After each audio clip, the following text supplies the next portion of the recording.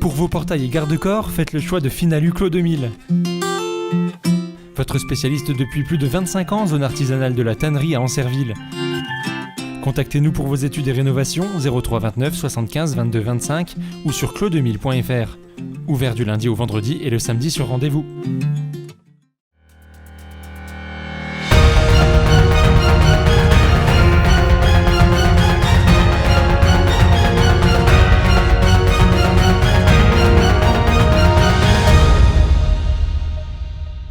Bonsoir à tous, bienvenue dans votre journal week-end du samedi 1er août et à la une de cette édition. Très tôt ce matin, les soldats du feu du département de la Haute-Marne et de l'Aube se sont regroupés à Chaumont pour un départ dans le sud de la France. Plus d'explications dès le début de ce journal.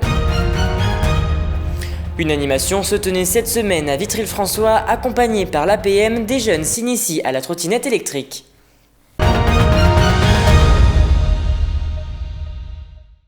Mais avant de développer ses titres, une artiste meusienne, Marie-Christine Sisler, expose actuellement à la Rénovie à Saint-Dizier. Après ces mois de confinement, l'établissement expose à nouveau des œuvres. Et actuellement, c'est la peintre autodidacte qui a été mise en avant. Une fierté pour l'artiste, écoutez sa réaction. Ça permet de montrer ce qu'on fait. Et puis, visiblement, ça plaît. Donc, c'est aussi une reconnaissance. C'est valorisant. Je suis allée à une expo à Bazincourt, j'ai rencontré quelqu'un qui m'a proposé de venir au club. Donc je peins depuis 15 ans au club avec Jean-Luc Rostoucher, donc qui est le maître, celui qui m'a tout appris en fait, et qui m'apprend toujours. Parce que bon, il y a toujours à apprendre en fait. Et je vous le disais en titre, tôt ce matin, 21 sapeurs-pompiers haut-marnais et Aubois sont partis en détachement en feu de forêt pour rejoindre la zone méditerranéenne afin de lutter contre les feux d'espace naturels. Antoine Regnault et Benjamin Véville étaient aux Aurores à Chaumont pour réaliser ce reportage. Tôt ce matin, le rendez-vous était fixé à 4 heures pour les soldats du feu haut-marnais afin de se rassembler pour une mission particulière, celle d'un renfort auprès des collègues du sud de la France. En effet, le service départemental d'incendie et de secours de la Haute-Marne met à disposition plusieurs engins de lutte contre les feux de forêt, ainsi que son armement en personnel, accompagné d'un chef de groupe et d'un appui logistique, tous formés aux feux de forêt. On a été appelé, comme on est en préalerte depuis le 15 juin, on a été appelé pour exercer une mission préventive pour l'instant au profit de la zone sud-est, donc les départements en fait, du sud de la France, de la côte méditerranéenne, pour un renfort en fait, par rapport à une vigilance météo sévère, voire très sévère, les jours prochains. Alors, c'est une volonté départementale des autorités du conseil d'administration du SDIS, donc le président Noireau et du directeur départemental également, de pouvoir participer à une solidarité nationale interdépartementale et donc mettre à profit des moyens donc pour des départements qui en ont vraiment besoin actuellement. Épaulés par d'autres agents de l'Aube, ces pompiers se dirigent en ce moment vers l'École nationale supérieure des officiers de sapeurs-pompiers à Aix-en-Provence, où ils sont attendus ce samedi après-midi avant une projection sur le terrain sous forme de colonne incendie dans le jargon, prévue demain matin. Alors avant le long voyage, il faut tout vérifier et contrôler pour partir sereinement. Donc là, la mission va durer de façon prévisionnelle pour l'instant jusqu'à jeudi prochain, donc en gros à peu près une semaine, et sous le commandement du capitaine Clarel Laurin, chef de centre de Saint-Dizier. Le président du conseil départemental et le directeur de cabinet de la préfecture se sont eux aussi levés aux aurores pour venir encourager les pompiers, majoritairement volontaires. Je vous dis aussi une fierté de voir partir nos sapeurs-pompiers aider les départements qui en ont le plus besoin, voilà, tout simplement. C'est un peu symbolique le fait de venir que je vienne ici, c'est vraiment pour leur dire qu'on est à leur côté, pour les remercier, pour leur engagement. Voilà, il y a toujours un peu de risque quand vous allez au feu dans des régions comme celle-là.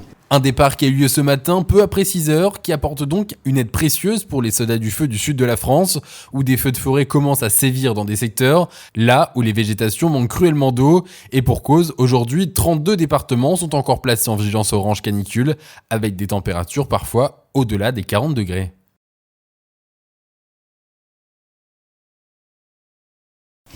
Partons à présent dans la Marne, à Vitry-le-François, où des trottinettes électriques ont investi la place de la Halle dans le cadre d'une animation portée principalement sur la sécurité routière. Regardez ce reportage.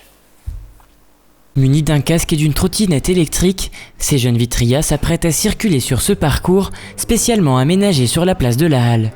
Stop, sens interdit ou encore céder le passage, différents panneaux de signalisation sont installés pour initier les jeunes au code de la sécurité routière. À l'origine de cette initiation, Cécile Parnizani, la responsable des animations. C'est venu en discutant toutes les deux avec l'adjointe à la culture Adna Réolon. Et on s'est dit qu'est-ce qu'on pouvait mettre en place avec cette trottinette-là. Donc on est parti sur la semaine pour les enfants. Et ce week-end, samedi, dimanche, on fait des sorties découvertes d'1 heure pour les gens de plus de 16 ans. Mais ces trottinettes électriques sont particulières. En effet, elles contiennent 2 moteurs cachés dans les roues.